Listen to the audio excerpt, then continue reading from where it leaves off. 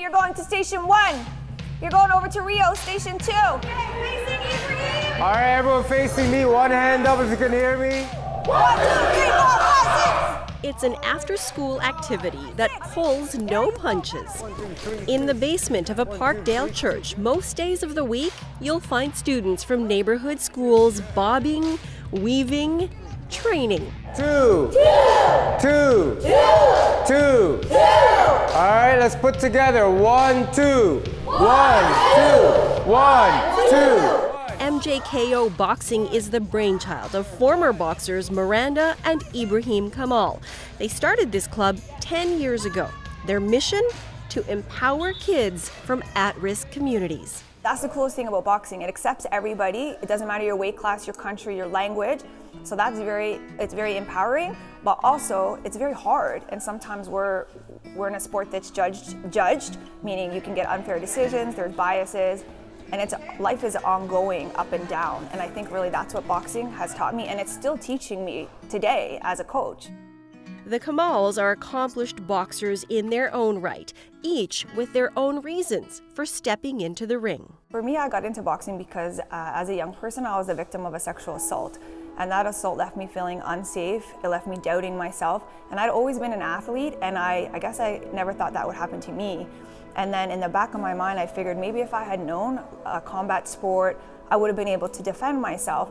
And that may or may not be the case, but as I matured, I moved from Nova Scotia to Toronto, and I got partnered up with Egerton Marcus. He won a medal for Canada at the '88 Olympics, and he took me under his wing, and I started learning boxing, and just as any great coach, he would build me up, but that little girl inside of me who was assaulted, I didn't feel safe.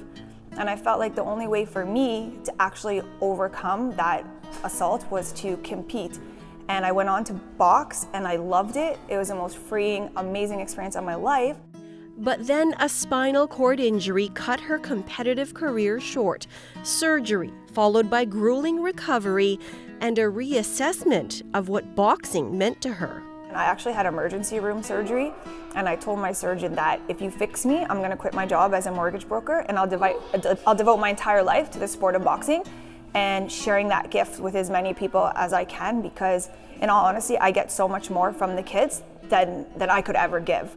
By this time, she'd fallen in love with Ibrahim, former Team Canada boxer who turned pro with an impressive 9-0 record. I mean, boxing, I'm not going to say a cliche, saved my life or anything like that, but some of my best friends I've made over the years from boxing, I'm still friends with them today. And they're not from Ontario, all over Canada, Alberta, Quebec, other countries that I boxed, and I'm still in contact with a lot of my friends. And it just, the sport itself developed me the person who I am today. Just the experiences, the cultures from the different countries that I've been to, battling through adversity and having that tough attitude per se, which can translate, I see it in these kids.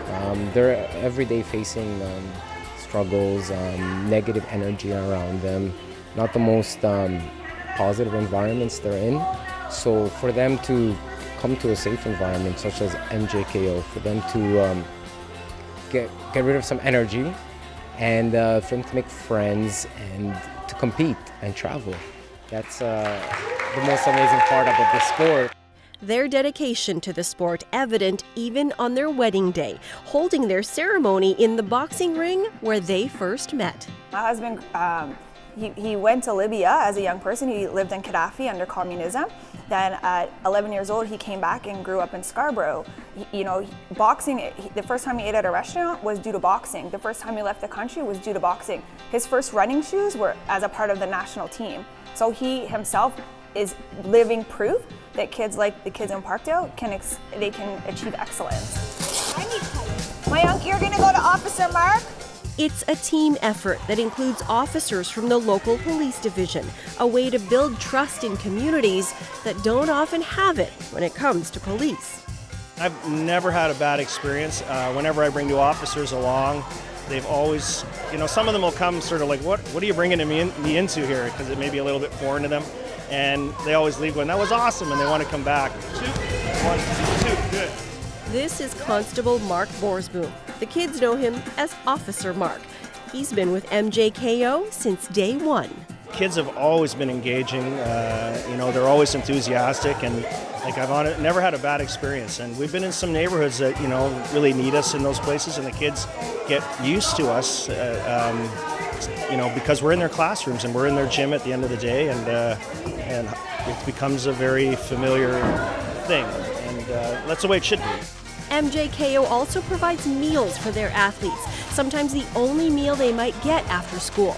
They've taught students how to do job interviews, plan budgets, and find medical care. Everyone has some kind of potential, whether they're not going to go all the way to the Olympics as a boxer, but take the teachings that you've learned here and apply it to any avenue in life, whether you're in arts, school, music, work. Then you do it to your best of your abilities, and I'll be happy. Some of our best success stories is some students coming back. They have a job now. They went to school. They are working. They're contributing to society. So it's not all about sport. 1, 2, 3, 2. But when it comes down to the sport of boxing, MJKO has produced some champs. Hi, my name is Zungan and I'm fighting at 70 kg and I'm a Brenton Cup champion. Hi, my name is Kevin Ola and I'm 63 kilograms and I'm the Brenton Cup champion. Hi, my name is Rafael Kiss, 52 kilograms, and I am the Brenton Cup champion.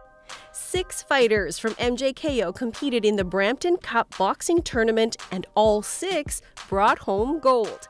But they credit MJKO for much more than winning matches. He's helped me a lot because I was fighting in school a lot. I was bad. And now I'm calm and I'm not fighting a lot. I came here when I was 12 and I was really misbehaving. I was not a bad kid. They teach me discipline. They teach me how to be a good person outside and inside of the ring. It's now another sense of pride, as before it's I'm doing this for myself, I'm doing this for my country. It was all about me, me, me, me, me. Now it's all about the kids. Sure, of course I want my glory when they raise their hands, get me in the picture, I'm in there. But it's more for them, this is now your time. Enjoy the moment for it. These moments don't come too often, and especially with the sport of boxing, it's so deemed prestigious, so talked about that you win a boxing match, you are talked about for ages and ages. They will remember, they know, and you get that sense of pride. And for me, seeing them achieving their goals, their successes, it makes me happy. I think sport has the propensity to change lives, and being an athlete my whole life, I felt connected to the sport, but boxing really was something that was unique to me, because boxing teaches us that it's okay to fall down, but you have to get back up. It's okay for life to be hard, but as long as you're taking action, you're moving forward.